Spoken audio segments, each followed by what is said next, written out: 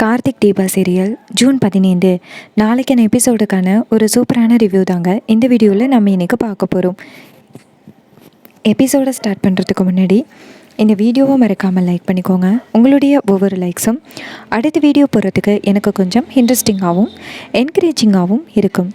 Episode எப்படி start ஆகுதுன்னா first அந்த ஐஸ்வர்யாவை காமிக்கிறாங்க. ஐஸ்வர்யா கார்த்தி மது கிட்டே பேசிக்கிட்டு இருக்கிறத ஐஸ்வர்யா நோட் பண்ணுறாங்க. அப்போ ஐஸ்வர்யா நினைக்கிறாங்க, எதுக்காக இந்த மது கார்த்திக்கிட்ட பேசிக்கிட்டு இருக்கான்? இவன் ரியாவோட ஹஸ்பண்ட் ஆச்சே, கண்டிப்பாக ஏதோ ஒரு விஷயத்தை கார்த்திக்கிட்ட காமிக்கிறதுக்காக தான் இவன் வந்திருக்கான். நம்ம இந்த விஷயத்தை எப்படியாவது ரியா கிட்டே இன்ஃபார்ம் பண்ணணும் அப்படின்ட்டு ஐஸ்வர்யா நேராக ரியாவோட ரூமுக்கு போகிறாங்க. ரியா ஏற்கனவே மதுவை சந்திச்சுட்டு வந்ததுனால கோவத்தில் உட்காந்துருக்காங்க. அப்போ ஐஸ்வர்யா போயிட்டு ரியா கிட்ட, இங்கே பாரு ரியா, உன் புருஷன் மது இருக்கான்னு அவன் நேராக கார்த்திக்கிட்ட பேசிக்கிட்டு இருக்கான், எனக்கு என்னமோ சந்தேகமாக இருக்கு அப்படின்னு. இது கேட்டுட்டு ரியா சொல்கிறாங்க, என்ன ஏன் புருஷன் அவர்கிட்ட பேசிக்கிட்டு இருக்காரா, என்ன பேசிக்கிட்டு இருக்கான் அப்படின்னு. அதுக்கு ஐஸ்வர்யா சொல்கிறாங்க, இங்கே பாரு, அந்த மது வீட்டுக்கு போகாத அப்படின்னு நான் உன்னை வார்ன் பண்ணேன்னு, நீ பேசினதை அப்படியே அந்த மது ரெக்கார்ட் பண்ணி கார்த்திக்கிட்ட கொடுத்துட்டான் அப்படின்னு. இது கேட்டுட்டு ரியா செம்ம ஷாக் ஆகுறாங்க. என்ன சொல்கிற அப்படின்னு. அதுக்கு ஐஸ்வர்யா சொல்கிறாங்க, ஆமாம், அதை பார்த்துட்டு தான் நானே வந்திருக்கேன், நீ இன்னும் கொஞ்ச நேரத்தில் உன் புருஷன்கிட்ட மாட்ட போகிற அப்படின்னு. அதுக்கு ரியா சொல்கிறாங்க, ஐயோ எனக்கு என்ன பண்ணுறதுன்னு தெரியலையே, எப்படி ஆனந்திக்கிட்டேருந்து தப்பிக்கிறது அப்படின்னு. அதுக்கு ஐஸ்வர்யா சொல்கிறாங்க, அதுக்கு என்கிட்ட ஒரு ஐடியா இருக்குது அப்படின்னு. அதுக்கு ரியா கேட்குறாங்க, என்ன ஐடியா வச்சுருக்க அப்படின்னு. அதுக்கு ஐஸ்வர்யா சொல்கிறாங்க, அந்த இருக்காளே மீனாட்சி, அவள் தான் நமக்கு ஏற்ற ஐடியா அப்படின்னு. அதுக்கு ரியா சொல்கிறாங்க, என்ன பண்ணுறது அப்படின்னு. அதுக்கு ஐஸ்வர்யா சொல்கிறாங்க, நான் சொல்கிற மாதிரி செய்ய அப்படின்னு. அப்போ ரியா கேட்குறாங்க, என்னன்னு சொல்லுங்கக்கா அப்படின்னு. அப்போ ஐஸ்வர்யா ரியா கிட்ட ஒரு ரகசியத்தை சொல்கிறாங்க. இதை கேட்டுட்டு ரியாவும், சூப்பர் அக்கா, நல்ல ஐடியா அப்படின்னு. அப்போ ஐஸ்வர்யா சொல்கிறாங்க, இரு, நான் மீனாட்சியை திசை திருப்பி விட்டுட்டு அதுக்கப்புறமா உன்னை நான் அந்த இடத்துக்கு போக சொல்கிறேன் அப்படின்னு. இதை கேட்டுட்டு ரியாவும் சரிக்கா அப்படின்னு சொல்லி வெயிட் பண்ணுறாங்க. இன்னொரு பக்கம் மது சொல்கிறாரு, இங்கே பாருங்கள் கார்த்திக் சார், நம்ம நினைக்கிற மாதிரி அந்த ரியா சாதாரண ஆள் கிடையாது, அவள் ரொம்ப பெரிய திட்டம் வச்சுருக்கா, எப்படியாவது இந்த விஷயத்த ஆனந்திக்கிட்ட ப்ரூவ் பண்ணியே ஆகணும் அப்படின்னு. அப்போ ஆனந்த் சொல்கிறாரு, அந்த கார்த்தி சொல்கிறாரு, எல்லாத்தையும் நான் பார்த்துக்கிறேன், நீங்கள் எதுக்கும் கவலைப்படாதீங்க, ஃபஸ்ட்டு இந்த விஷயம் ரியாவுக்கு தெரியக்கூடாது, ஏன்னா தெரிஞ்சிச்சுன்னா உங்களையே கொலை பண்ணுறதுக்கு முயற்சி பண்ணுறதுக்கு வாய்ப்பு இருக்குது, அதனால் நீங்கள் கொஞ்சம் பாதுகாப்பாக இருந்துக்கோங்க அப்படின்னு. இதை கேட்டுட்டு மது சொல்கிறாரு, அதெல்லாம் நான் பாதுகாப்பாக இருக்கேன், நீங்கள் இந்த வீடியோவை மட்டும் ஆனந்திக்கிட்ட காமிங்க, ஏன்னா அவள் எவ்வளோ பெரிய கேடின்னு அவள் பேசின பிறகு தான் எனக்கே புரிஞ்சிச்சு, அவள் உங்கள் ஒட்டுமொத்த குடும்பத்தையுமே நடுத்தருவில் நிற்க வைக்கிறதுக்கு இப்படி பண்ணிக்கிட்டு இருக்கா அப்படின்னு. அப்போ கார்த்தி சொல்கிறாரு, எல்லாத்தையும் நான் பார்த்துக்கிறேன் மது, நீங்கள் சேஃபாக வீட்டுக்கு போங்க அப்படின்னு. மதுவும் சரி அப்படின்னு சொல்லிட்டு நேராக வீட்டுக்கு கிளம்புறாரு. இன்னொரு பக்கம் நம்ம கார்த்தி நேராக ஆனந்துக்கு கால் பண்ணுறாங்க. அப்போ ஆனந்த் சொல்கிறாரு, சொல்லு கார்த்தி, என்ன கால் பண்ணியிருக்கு அப்படின்னு. அப்போ கார்த்தி சொல்கிறாரு, அண்ணா உங்ககிட்ட ஒரு முக்கியமான விஷயம் பேசணும், சீக்கிரம் மண்டபத்துக்கு வா அப்படின்னு. அப்போ ஆனந்த் சொல்கிறாரு, நான் மண்டபத்துக்கு தான் வந்துக்கிட்டு இருக்கேன் அப்படின்னு. கார்த்தியும் சரி அப்படின்னு சொல்லிட்டு ஃபோனை கட் பண்ணுறாரு. அதுக்கப்புறமா அந்த ஐஸ்வர்யாவை காமிக்கிறாங்க. ஐஸ்வர்யா போயிட்டு நேராக மீனாட்சிக்கிட்ட, மீனாட்சி அக்கா, நான் ஒரு முக்கியமான பொருளை வீட்டில் வச்சுட்டு வந்துட்டேன், போய் எடுத்துகிட்டு வரீங்களா அப்படின்னு. அதுக்கு மீனாட்சி சொல்கிறாங்க, நான் எப்படி எடுக்க போக முடியும் அவ்வளோ தூரம் அப்படின்னு. அதுக்கு ஐஸ்வர்யா சொல்கிறாங்க, அக்கா எனக்காக இதை கூட பண்ண மாட்டிங்களா, நான் இப்போ அத்தை கூட இருக்கணும், நீங்கள் போயிட்டு வந்தீங்கன்னா நல்லாயிருக்கும் அப்படின்னு. இது கேட்டுட்டு ஐஸ்வர்யாவும் சரி ஓகே நான் போய் எடுத்துகிட்டு வரேன் அப்படின்னு சொல்லிட்டு மீனாட்சியும் நேராக அவங்க வீட்டுக்கு கிளம்புறாங்க. இன்னொரு பக்கம் ஐஸ்வர்யா நேராக ரியா கிட்டே போயிட்டு, ரியா நம்ம திட்டப்படி அந்த மீனாட்சி நம்ம வீட்டுக்கு கிளம்புறா, நீ பின்னாடியே போயிட்டு அவள் தலையில் கட்டையால் அடித்து அவளை கடத்தி கொண்டு போ அப்படின்னு. இது கேட்டுட்டு ரியாவும் சரி அப்படின்னு சொல்கிறாங்க. இன்னொரு பக்கம் நம்ம மீனாட்சி நேராக வீட்டுக்கு கிளம்புறாங்க. அப்போ நம்ம தீபா இடையில மறைக்கிறாங்க. மீனாட்சி அக்கா எங்கே போகிறீங்க அப்படின்னு. அப்போ மீனாட்சி சொல்கிறாங்க, ஐஸ்வர்யாவுக்கு ஏதோ முக்கியமான டேப்லெட் வேணுமா, அதை வீட்டிலே வச்சுட்டு வந்துட்டாலாம், போய் எடுத்துகிட்டு வர சொன்னா அப்படின்னு. அப்போ தீபா சொல்கிறாங்க, கொஞ்ச நேரம் அக்காவால் பொறுத்துக்க முடியாதா அப்படின்னு. அதுக்கு மீனாட்சி சொல்கிறாங்க, தீபா அவள் ஏதோ டேப்லெட் போடுவா தீபா, அதனால் நம்மளுக்கு ஏதாவது பிரச்சனை ஆகிரும்ல, அதனால தான் நான் போய் எடுத்துகிட்டு வந்துடுறேன் அப்படின்னு. இதை கேட்டுட்டு தீபாவும் சரிக்கா போய் எடுத்துகிட்டு வாங்க, பத்திரமா போயிட்டு வாங்க அப்படின்னு. இதை கேட்டுட்டு மீனாட்சியும் சரி அப்படின்னு சொல்லிட்டு கிளம்புறாங்க.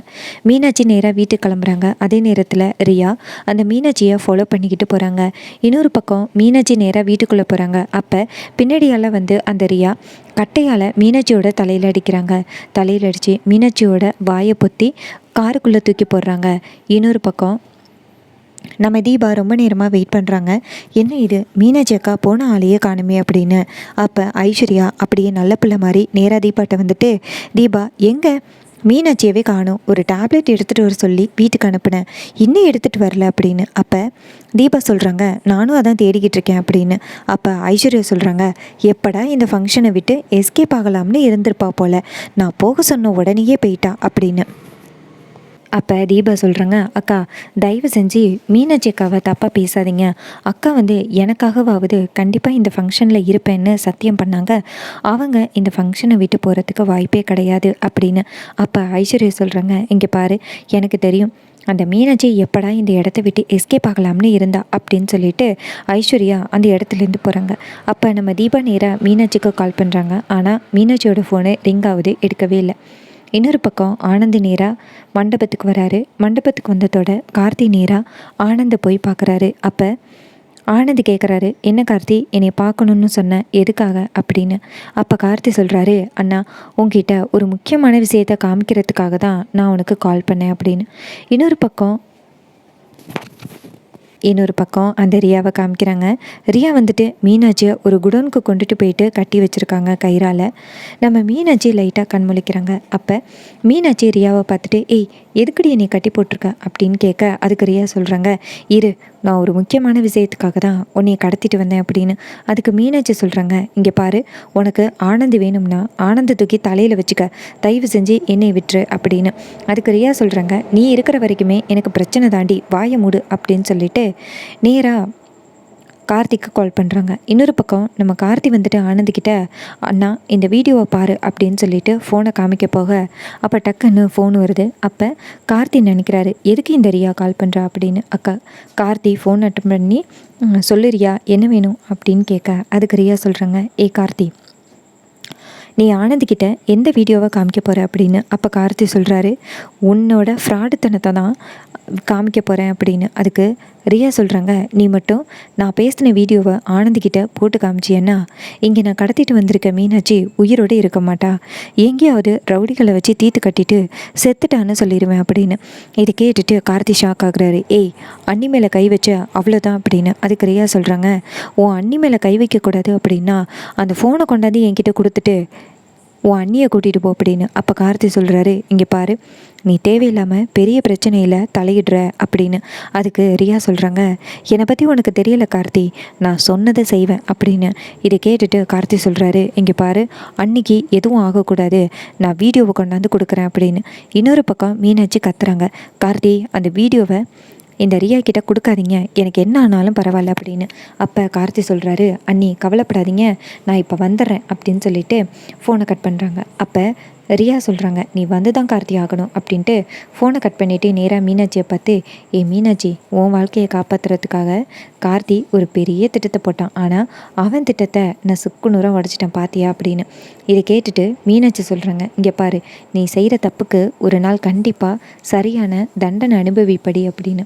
அதுக்கு ரியா சொல்கிறாங்க, அதெல்லாம் இருக்கட்டும், என்னுடைய திட்டம் எல்லாத்தையுமே அந்த மதுவும் கார்த்தியும் தெரிஞ்சுக்கிட்டானுங்க, அதனால் என் திட்டத்தை கண்டிப்பாக மாற்றியே ஆகணும், உன்னை தீர்த்து கட்டிடுவா அப்படின்னு. அதுக்கு மீனாட்சி சொல்கிறாங்க, என்னை தீர்த்து கட்டினாலும் பரவாயில்ல, அந்த வீட்டுக்குள்ளே உன்னால் நிம்மதியாக இருக்க முடியாது, கார்த்தி தம்பி கண்டிப்பாக உன்னைய சும்மா விட மாட்டார் அப்படின்னு.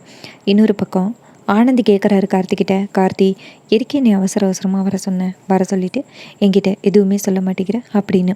அப்போ கார்த்தி சொல்கிறாரு, இங்கே பாருண்ணா, இது மாதிரி மண்டபத்தில் இல்லையே அப்படின்னு தான் நான் கூப்பிட்டேன் அப்படின்னு. அப்போ ஆனந்த் சொல்கிறாரு, இல்லை கார்த்தி ஏதோ காமிக்கணும்னு சொன்னேன் அப்படின்னு. அப்போ கார்த்தி சொல்கிறாரு, அதெல்லாம் ஒன்றும் இல்லைண்ணா அப்படின்னு சொல்லிட்டு அந்த இடத்துலேருந்து கிளம்புறாரு. அப்போ ஆனந்த் நினைக்கிறாரு, கார்த்தி ஏதோ என்கிட்ட காமிக்கணும்னு நினச்சான், ஆனால் இப்போ ஒன்றுமே இல்லைன்னு சொல்லிட்டு போகிறான், கண்டிப்பாக ஏதோ ஒரு விஷயம் இருக்குது அப்படின்னு. இன்னொரு பக்கம் கார்த்தி நேராக அந்த ரியா சொன்ன மண்டபத்துக்கு போகிறாங்க. அங்கே போய் பார்த்தா மீனாட்சியை ரியா கட்டி போட்டிருக்காங்க.